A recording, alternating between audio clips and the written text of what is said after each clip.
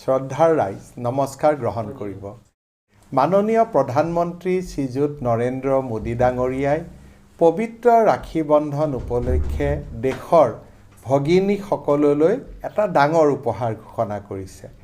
সেই অনুসৰি প্ৰতিটো ঘৰুৱা ৰন্ধন গেছৰ চিলিণ্ডাৰৰ দাম ৰাখী পূৰ্ণিমাৰ পৰা প্ৰযোজ্য হোৱাকৈ 200 টকাকৈ হ্ৰাস কৰিছে।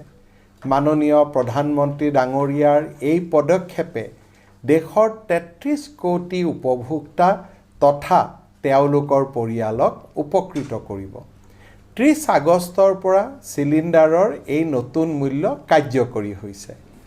তদুপৰি আপোনালোকে নিশ্চয় জানে যে উজ্জ্বলা আঁচনিৰ অধীনত প্ৰতিটো ৰন্ধন গেছ চিলিণ্ডাৰত প্ৰধানমন্ত্ৰী ডাঙৰীয়াই ইতিমধ্যে 200 টকাকৈ ৰাজ সাহায্য প্ৰদান কৰি আছিলে।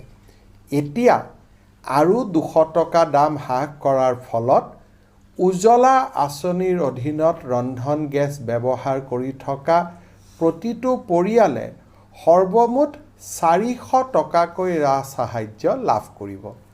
2023-24 বিত্তীয় বৰ্ষত কেন্দ্ৰীয় চৰকাৰে ইয়াৰ বাবদ মুঠ 7,680 কোটি টকা ব্যয় কৰিব।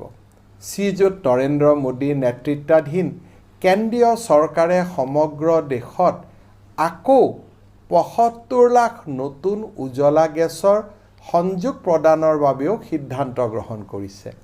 এতিয়ালৈকে এই আঁচনিৰ অধীনত সমগ্ৰ দেশত মুঠ 9.5 কোটি গেছ সংযোগ প্ৰদান কৰা হৈছে আৰু অতিৰিক্ত 75 লাখ গেছ সংযোগ প্ৰদান কৰা হ'ব।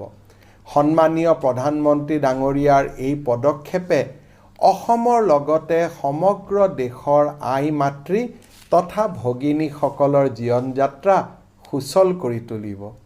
সদৌশেষত আপোনালোক আটাইলৈ ভাতৃ ভগ্নীৰ অটুট বন্ধন উদযাপনৰ বিশেষ দিন ৰাখী বন্ধনৰ আন্তৰিক শুভেচ্ছা জনালোঁ।